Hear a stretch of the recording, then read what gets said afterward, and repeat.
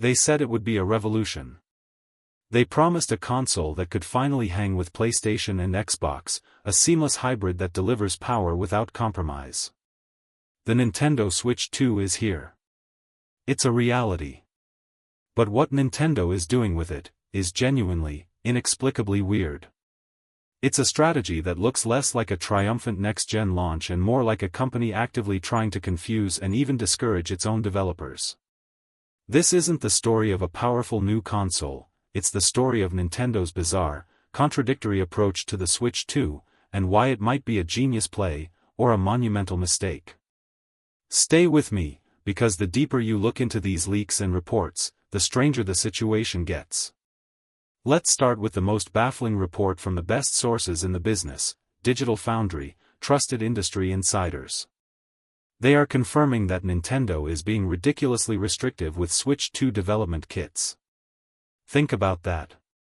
The console is out, or on the absolute verge of release, and major AAA studios, the ones who bring those must-have launch titles, are being told no. They simply cannot get the hardware.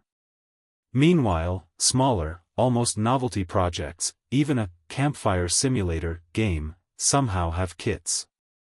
This makes absolutely no sense, unless you understand the core of Nintendo's weird strategy. Why are they doing this? Theory number 1, quality control to the extreme. Nintendo saw the original Switch's eShop flooded with low, and then there's the mysterious C button on the new right Joy-Con. It's a square, unlabeled button, a total enigma.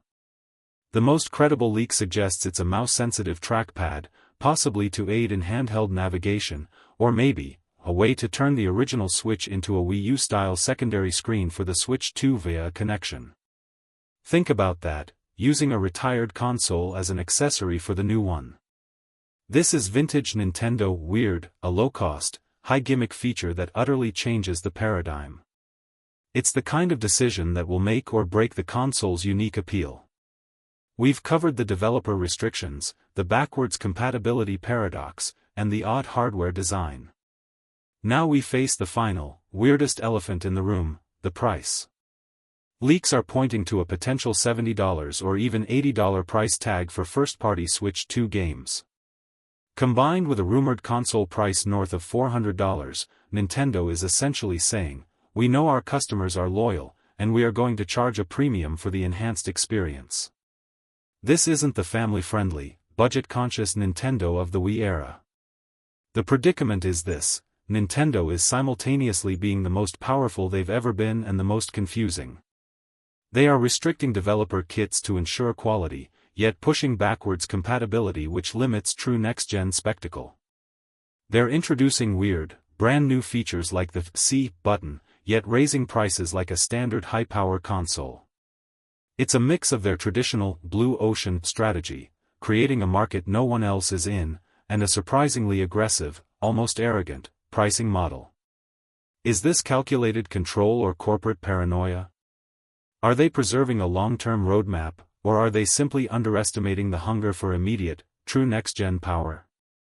This weirdness is either a slow burn to long-term success or a self-inflicted wound that cripples their launch momentum. Only time will tell which Nintendo weird this truly is. The Switch 2 is a contradiction wrapped in a mystery. It's the most powerful Nintendo console ever, but it's being held back by a series of strange, calculated decisions. Are you buying it on day one for the power, or waiting to see if Nintendo figures out its own strategy? Let me know in the comments below, what is your take on Nintendo's weirdest decision so far?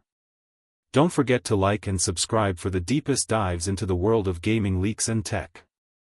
Thanks for watching.